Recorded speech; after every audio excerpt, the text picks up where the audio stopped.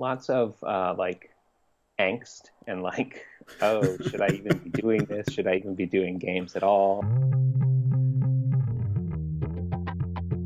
Hello and welcome back to another episode of the Cardboard Herald, my chance to talk with creative gamers and game creators. And returning to the show is friend of the show, Greg Loring-Albright. Welcome back, man. Hey, thanks for having me. Thanks for the friend of the show status. I'm honored. Yeah, I think once you've been on at least 2 preceding times, then at that point you're honorary friend of the show. Third time's the charm. Yeah, I might as well just turn the tables and you can host it from now on. Oh man, I'm not ready.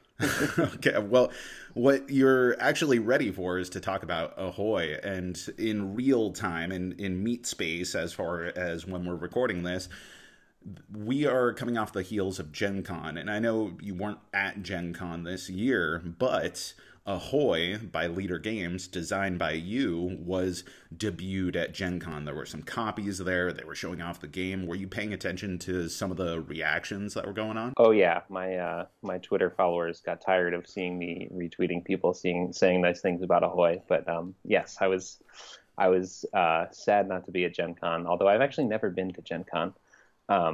But I was very glad to see that Leader had gotten some early copies. I know there were some shipping things they weren't sure, they didn't announce, they weren't sure the game was going to be there, and so it was nice to see people getting all excited about this kind of surprise, unannounced availability of Ahoy at Gen Con. Were you worried at all, like, when you were paying attention to some of the scuttle, were you like, oh, there might be some, like, people who are just digging at the game, or like, man, I demoed this game, it was terrible. Like, were you worried about stumbling upon any of that stuff, or were you just confidently going into the social media? No, they always say, like, don't read the comments, but, a vote of confidence from the team at Leader Games is pretty good, ego boost, so even if people online don't like it, the fact that, Nick and Cole and Patrick and Patty and the whole team over at Leader Games were like, this is a good enough game for us to put our stamp on, is like, even if there are haters, it's like, whatever. Yeah, totally.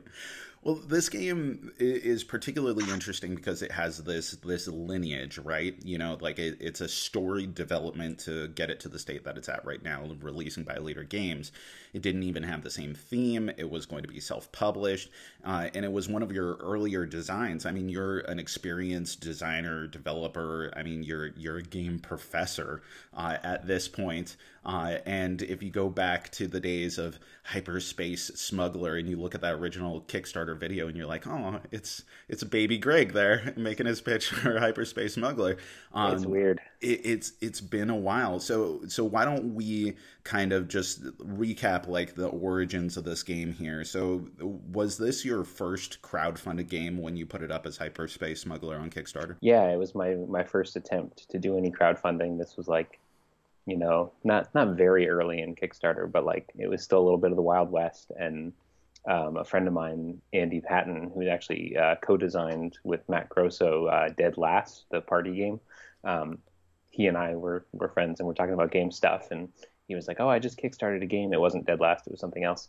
And it was great and you should do it. And so I was like, okay, cool. And I like had this game concept, and I learned like within the first like 2 days of the Kickstarter going live, when like, everyone's supposed to be excited and the project's going great. And I was just like dreading, like thinking about shipping logistics and talking to printers. And I like knew from basically day one that like, I don't want to be a publisher. I don't want to run crowdfunding campaigns. What year was this? 2016, 2015. So in board game terms, that's ancient history. That's like nascent days of like the crowdfunding boom. I mean, obviously there were some of the like big marquee titles. I think Alien Frontiers is the one that comes to mind for me, as like, this is showing a new path for board games. But then we had this huge boom of crowdfunding and, this new opportunity for all these new creators, all these new ideas. One thing that struck me about the Kickstarter that you had was that there were a lot of art assets that you were demonstrating in the video that were part of the Kickstarter itself. And I know that that's kind of part and parcel of the whole crowdfunding gig now. You want to show off as much of the game as possible. But to not fund and have all those art assets and everything, like what was that situation by the time you canceled the Kickstarter? It was the most costly mistake I've maybe ever made. Yeah, I think so. Anyway, yeah, I spent a lot of money on art, and that was a lot of fun to do. And I had some money. I was running real world games, and so I had a little LLC, and so I was using, I wasn't like bankrupting my family to buy art. That would be just a really sad tale. I had like game earmarked money that I was using to prepare for this Kickstarter. But yeah, I own the rights to a lot of cool space art that I don't do anything with. Actually, that's not true. I did. I for this is like kind of a long rabbit trail, but whatever. Riley Rathall does like role playing games and belonging outside belonging stuff, and did Galactic 2E, which is like basically a Star Wars role playing game without the license. And then there was a jam for like add-ons for that game, and so I did an add-on for that game about bringing starships into this like very character driven, very like intimate sort of emotional Star Wars game, and I used some of the art from Hyperspace Smuggler There you go. for that game on itch. So nothing ever goes away. It's always in the drawer. You have it in the back pocket right. whenever you need it. Yep. So what's the story from the time that it didn't succeed as your initial Kickstarter to the time that you're turning around and pitching this concept to publishers at large and to the leaders specifically? Yeah, lots of like angst and like, oh, should I even be doing this? Should I even be doing games at all? Like, this is a disaster. I felt so bad when the Kickstarter didn't fund, but I also felt really good because I didn't want to have to deal with it. Yeah. But mostly I felt bad, and I like backburnered the game and shelved it. And I kept doing game stuff sort of in that interim window. I think was when you and I met for Leviathan, my Moby Dick game. So I was still doing game stuff, but Hyperspace Smuggler was like, I put it out of my mind for a while and just like left it in the prototype box on the shelf and resisted the urge to like, cannibalize it for parts or whatever. And it was a very different game then. It was fully symmetric. So everyone was a smuggler, and it was just sort of a competition to deliver goods. And it was not even dice action placement. It was card driven. You had a hand of cards with different suits that were like, go, use your engines, or fight and use your lasers. And so anyway, after a couple of years, I like was like, maybe I'll take a look at Hyperspace Smuggler again. The wound had healed. The like bad feeling of looking at the Kickstarter page of like 5,000 out of $30,000. It was like, okay, I can get over that. Which, so might I say, $30,000 for a project this ambitious is so small in the scheme of Kickstarters. Yeah, again, I'm glad. I had way lowballed my goal. I'm really glad I didn't succeed. Although it was a smaller like footprint component wise, then there were not dice, there were not a lot of tokens. It was mostly cards, but still, it was probably an underestimate. But yeah, anyway, so I pulled the game down and I started tinkering with it again and just like totally overhauled it. And I actually was looking at some of my old files to prepare for this chat. And the version number that I turned over to Leader Games was version 31. But I restarted my version counting when I did this sort of return. And so there were like 20 or 30 versions before the Kickstarter. And so it was actually like, it's more like version 50 or 60. So I just kind of kept tinkering with it and kept playing with it. Did you specifically seek out Leader Games for this, or were you pitching the game to a myriad of publishers? Yeah, that's a good question and a good story.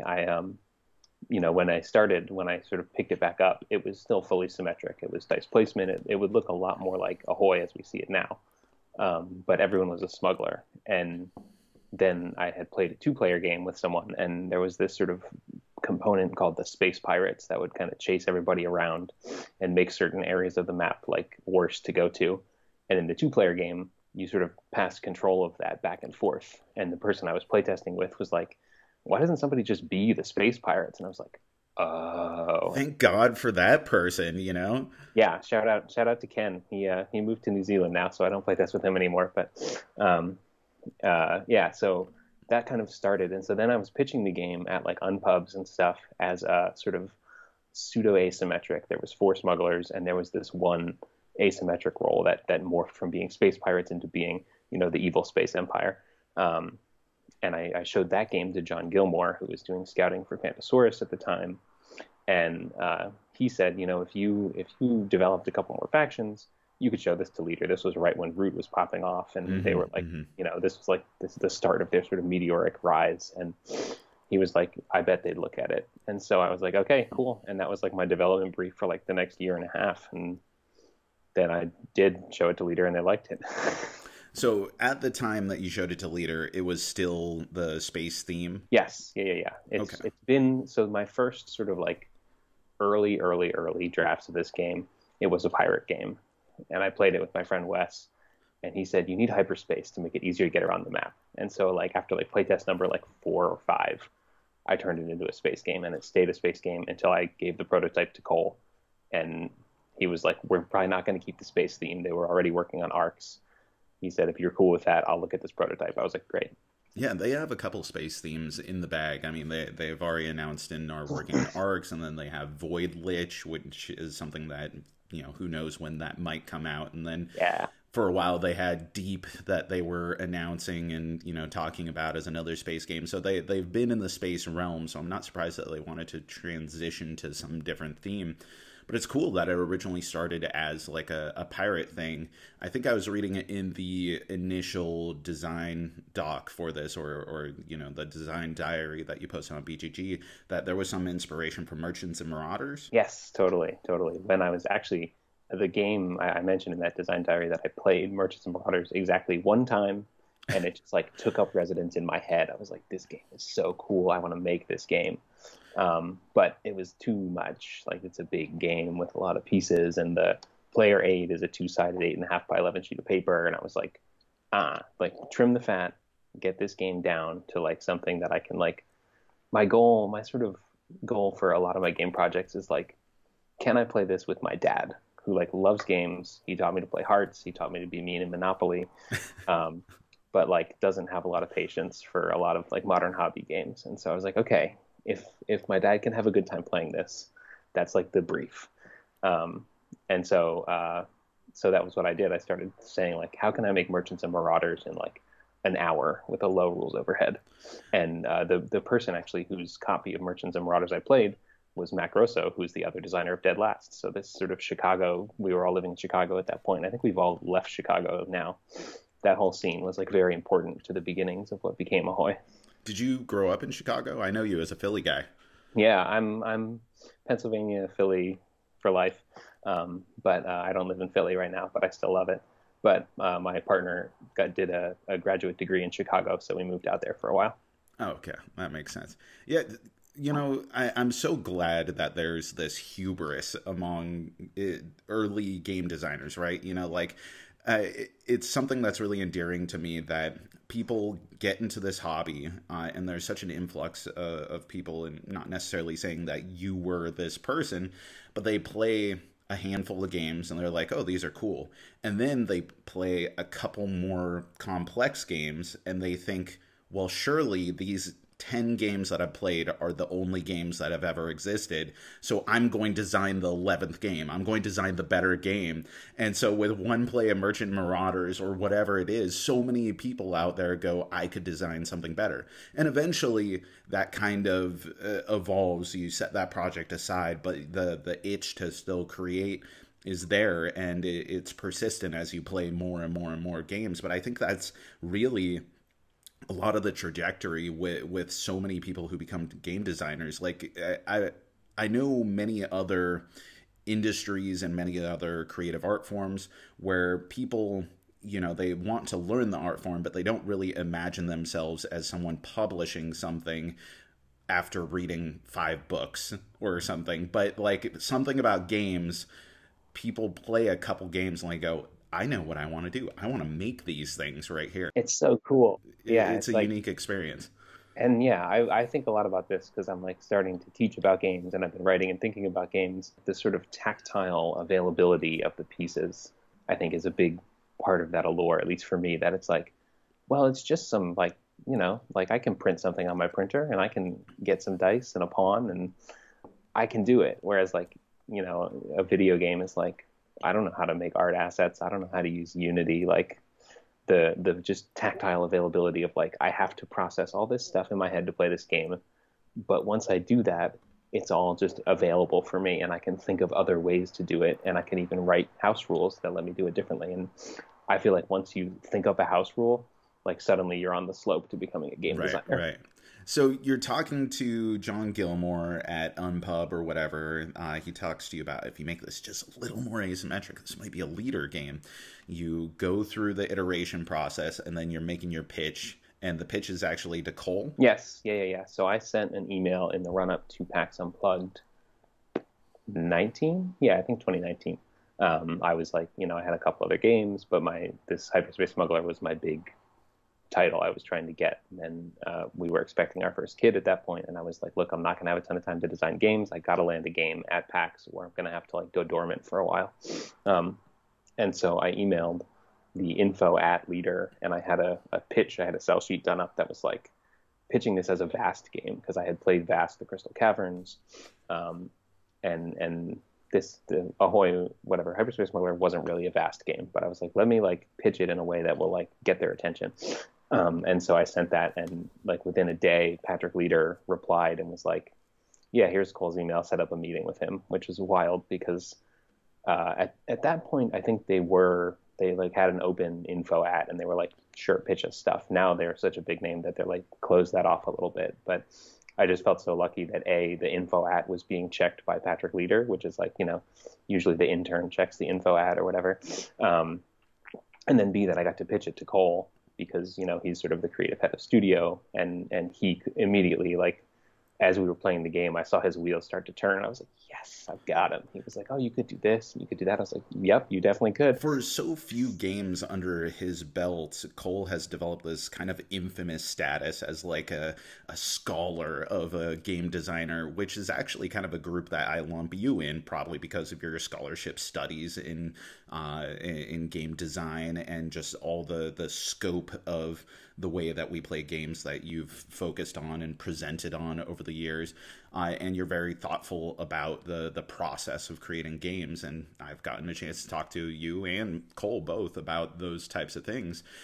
Was it intimidating at all for you? Like, was it different giving the pitch to Leader Games or Cole specifically than pitching to other companies, especially because you kind of tooled the game to make this specific pitch to them? Yeah, that was definitely the intimidating part, more so than like, Cole himself, the great designer. Like I had actually gotten to chat with him. I had pitched an earlier iteration of Hyperspace Smuggler at PAX 2018 to Marshall, who was one of the founders of the Yanaguana games. I think that's how you say it.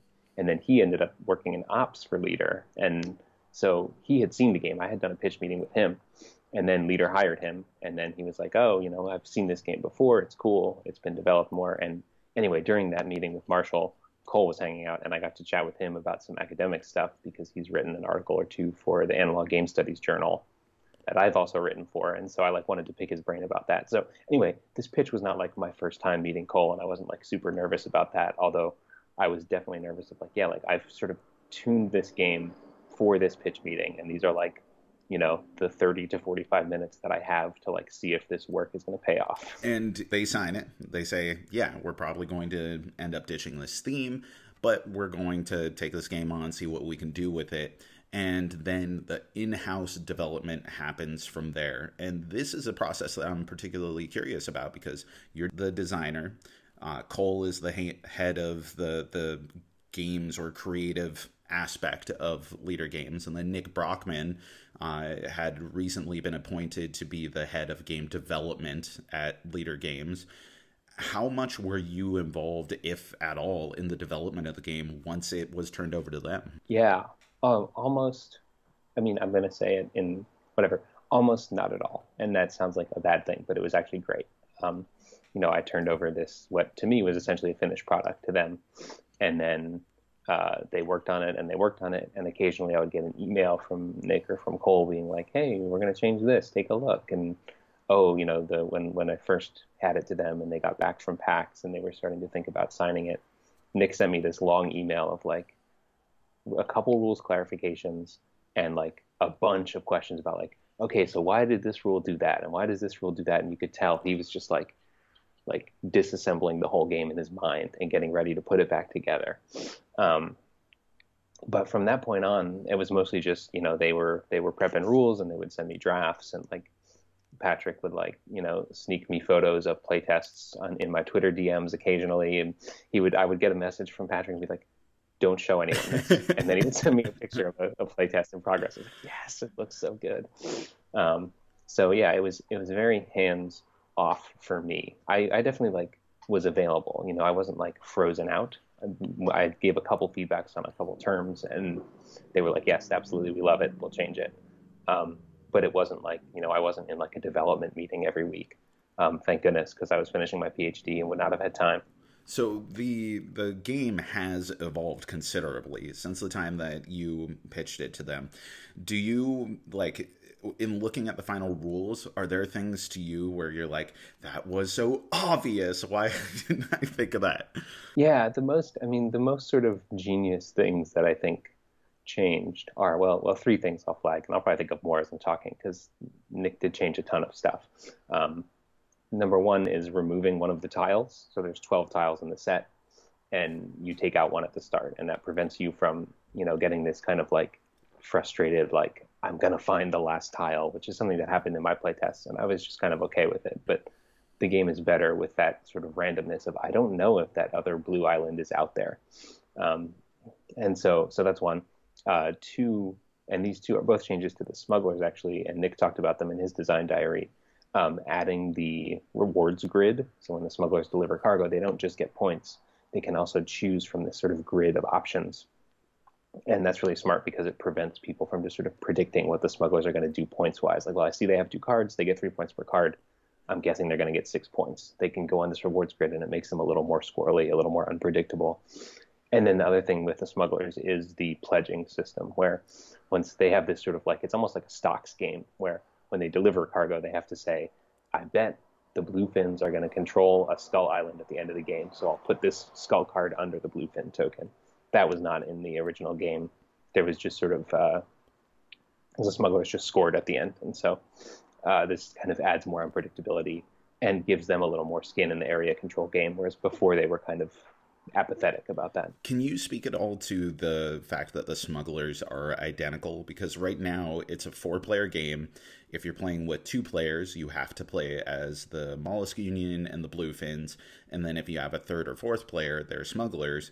And a big part of the shtick with leader games, and with this game in particular, is the asymmetric factions. My thing does something entirely different than your thing. But then if you're playing with 4 players, 2 people are doing the exact same thing. They can make different choices in the game, but there's no asymmetry between the 2 of them. Was that something where it just wasn't working as far as play testing and breaking them out to be different things? Or is it like a legacy holdover from the days in which it was a symmetric pick up and deliver game? Yeah, I think there's a little bit of both. I do think when I pitched the kit that I gave Cole, had enough components to play the game as you have Ahoy now, with the 2 area control factions and up to 2 smugglers, but it also had 2 more sets of smuggler pieces. So you could play fully symmetric. There were enough pieces for 4 smugglers to just go and kind of play a pick up and deliver game. And I think Leader made a good choice to cut that out to get the price point down and to prevent people from doing the Oath thing, right? Oath has one too many sets of player components because you want your color to become the Chancellor. Right. But then it's like you could play it with 6 players, which like I can't imagine. It would take forever. So you don't want to be able to play 6-player Ahoy because that would be bonkers without some tweaks or something. So that's one. And then 2, I think because this is sort of like an entry level asymmetric game, having 2 people doing the same thing, is good because you can give those 2 roles to your newer players or to your teaching player and the newer player, and they can just sort of watch each other and map onto each other and say, okay, I might not totally understand what the Mollusk Union is up to with their comrades. That's like one of the more opaque systems to someone who's never played before, but I see what this smuggler is doing and I can try and do something similar. So there was also in the box that I handed off, there was a 5th faction, but it was too dependent on combat. If nobody fought, then, which is totally a viable way to play Ahoy. Lots of people play it sort of Cold War style and just kind of fend each other off, and there's tension and it's fun. But this faction relied on people fighting, and if nobody fought, they were like destined to lose the game. So I think it was good that they wrote that one out. It's interesting that you mentioned the Cold War style, because in my experience of playing the game, that was one of the things that was harder to learn about, like finding the fun in the game, if that makes sense. It's that when we first sat down playing it 2 players, having never played it before, no one's ever demoed it for us. I'd read the rules. I've gone over all the rules with the other player. We very much approached it as an area control game where we were in this tight battle over making these single islands, our master control islands, as valuable as possible. And that kind of made the game exhausting to a degree. Like we burnt out the entire follower deck, or the crew deck. Right. I as the Mollusk Union ended up having all the cards in my hand. I'd played a few, but I'd gone through the deck, and then we went a couple more rounds, and we realized we weren't really playing the game on its own terms, if that makes sense. We were playing it like a game where it was that stiff level of control. Had we been more aggressive in exploring and being more okay with losing islands and just accepting there's no way that anyone can control everything. So if I just explore and continue this momentum in different directions and not load up one island so it's so precious that I have to control it, then the game is so much more fun and aggressive and fast and interesting. And I'm wondering if that sort of like ambiguity to approaches in the game was part of the intent and part of the design. Like, neither of us walked away from that first game feeling like we didn't like the game, but we did think like, I wonder if we're not playing this the way the game wants us to play. And it clicked as soon as we started approaching it differently. Yeah, that's definitely something that, 2-player players have to learn and figure out. Because the game is designed sort of as this asymmetric ecosystem. It's like, the smuggler's function is to increase those wealth dice, which just kind of happens automatically in the 2-player game. But their other big function is to go find new islands, because they're the ones who want to go and say, well, there's no red, and I want to deliver this cargo to red. And so, in a 2-player game, that is sort of the one thing that's missing. And I say missing, like, it's not totally absent from the game, but it's like, you as 2 players have to figure out, okay, well, there's no smuggler to do this for me. So when do I cut my losses at this island? When do I say I can spend a die to send my flagship or one of my patrols off the board and get a free point for this round at least, and then figure out what to do with that island that I find next round. And the smuggler can really book it when it comes to points. Like, if Yes. you were doing that sort of Cold War style between the bluefins and the mollusk, and the smuggler is just having their day, there's no stopping them. They can accelerate like crazy. So I think that is kind of that organic push in the 3 and 4 player game. And the 2-player game, like one of the things that I said in my review about the game is I think it is an excellent 2-player game. It's just learning to find, that right approach for it. One thing that I know about you as a person, as a designer, especially talking to you about like block by block, is that there's this maybe not need, but at least an interest to put in like this anti-authoritarian, anti-fascist element to your games. And that's definitely there with the Mollusk Union and the comrades that you're putting out. There's a sort of revolutionary bent to it. Was that there from the nascent stages, or is that something that came through the switch in theme? Yeah, no, totally.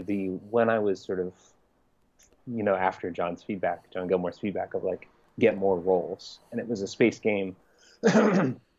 And it was sort of like, it was almost, the pitch was almost like Outer Rim. But then, one player took on the role of the Empire, and I was like, well, I need more roles.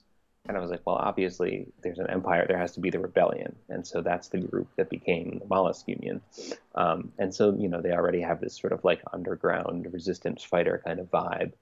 And the comrade name is just so good. Nick is the one who put that in there. And, before in the pitched version, the revolution was putting out little cubes onto the planets, which are now islands. And that was like representing like feelings of like they were stirring up sentiment. And so it's nice now that they're comrades, because you get to say comrade, which is like a very politically loaded word. Of course, yeah. And it's also nice because then they're like people. It's not like, well, I'm using good feeling to produce the cutter or the gunboat. It's like, no, these people are going to take a boat and put the mighty claw on it and go sail it away. That's awesome. So where does it go from here? I mean, obviously, people have played Root. They love the idea of there are more factions. You know, there are expansions that come, that add, that iterate, that change, that evolve. And you are the designer, but you're not part of Leader Games. I hope, and I expect to a degree, because we live in 2022 where board games are like ongoing platforms, almost like services, that there will be more content down the road. I hope that there is room for more content for Ahoy. But what does that look like with you as the Ahoy designer and Leader Games as the studio? They have their own designers internally. Has there been any sort of discussion, at least as to like what that relationship might be for potential expansions? That's a great question. There has not been any official talk about expansions yet, but I'm almost like more excited about, as you know, a sort of anti-authoritarian with like a background in fan studies, is this thing that happens in Root, which is fan factions. I'm like stoked. I'm like just like refreshing the BGG page now that people have the game home from GenCon to see like who's going to be the first person to come up with a fan faction. That would just, I would feel so like blown away and honored for somebody to like grok this system that sort of I built with Nick and then like take it and make it their own creatively. Like, so, you know, I would love that. That would be super cool. And it would also fit in this sort of like, right, this like punk DIY zine culture of like, if somebody puts a fan faction online, you can just print it out and then you've got an expansion and you don't need to wait for Patrick to say something on Twitter about now we're making an Ahoy expansion. But that official endorsement, or at least acknowledgement on the part of the designer or the publisher to be like, hey, you should check out this fan faction. That means a lot both to the community. It adds legitimacy, but also I think it means a lot to the layman, the person at home, that it's been vetted, or at least, you know, like this is up to snuff or within the scope. And I know, you know, that kind of zine culture, that DIY, who cares what the original publisher said, you know, death of the author, let's just move on to what we are as the consumers, as the people who are playing the game, what we think it should be at this point, which, you know, more power to those people. But, you know, I personally love to see when these fan projects reach a level of legitimacy, either through that acknowledgement, which I've seen, or in some rare cases, using that as the basis for actual content that's come out. I mean, you look at a Caverna expansion that started as a fan post on BGG of like, could we do asymmetric factions for Caverna? And then that was officially adopted and published as the one and only Caverna expansion that's out there. You know, like that's so cool. And then you also have stuff like Jamie Stegmaier has done that, or Stonemaier Games has done that for Scythe. I want to say the Rise of Fenris started as like a fan campaign and then kind of evolved out of that. And, you know, the room for that to be adopted officially, or at least acknowledged, is so cool. Absolutely. Absolutely. So when's your fan expansion going to come out? You know, the one that you're not going to publish, but you're going to be like, hey, I posted this under my burner account. Yeah, watch for anonymous new BGG accounts to drop Ahoy content. I might be scheming. There you go. Well, what's on the horizon for you, independent of Ahoy? Like, what can we expect in the games world from Greg Loring-Albright? Yeah, I've sort of cleared my pipeline a little bit, which feels good and also scary. But I just defended my dissertation and I just started a new job, and so I was kind of like focusing on that, you know, letting Ahoy percolate up, finishing up with block by block and getting that off my table, and then now I just bought tickets to PAX Unplugged. Knock on wood, coronavirus stays in check and we can all go. But I have some stuff I want to pitch to publishers that I'm hopefully going to have a little bit of time to develop this fall.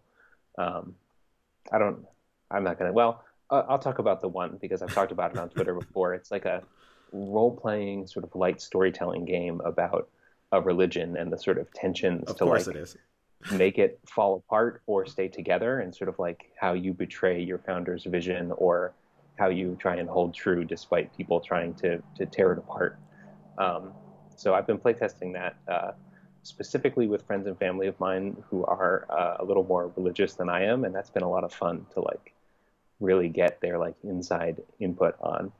Um, yeah, so if you're at PAX and see me, I'll probably have a copy of that to demo or pitch. Well, I definitely want to see it, and I want to play it, and I want to cover it because I like focusing on non-sensitive, non-controversial topics. So like that seems like a safe and a game that no one's going to get their hackles up over. I mean, I've been on your show for a game about politics. Maybe we'll get religion.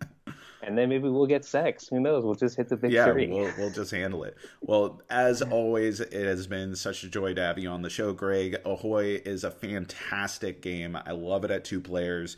I love it even more at higher player counts, but I truly think as far as leaders of asymmetric games, this is the first time in which a 2-player game feels content and robust and exciting, and it's just even better at a higher player count. So congratulations on getting to the final, the finishing line with that. And I can't wait to talk to you more about games and see you at PAX Unplugged as long as things run smoothly in this new and terrifying world we live in. Yeah, right. I know we're signing off. I will drop a quick 2-player anecdote. When I was pitching it to Cole, I was sort of running through the player count, and I was like, well, there's 2 of us, but let's like each run 2 factions and play test it at 4. And he was like, is 2-player bad? Is that why you're doing it? I was like, no. He wasn't that direct or that mean about it, but immediately I could see him being like, is this not going to be good at 2? But it's as you've attested to, and as people have seen, it's pretty good at 2, if I do say so myself. So yeah, thanks so much for having me on, and I love talking about Ahoy. I love seeing all the pictures come in, and it's so good to finally see it out there in the world.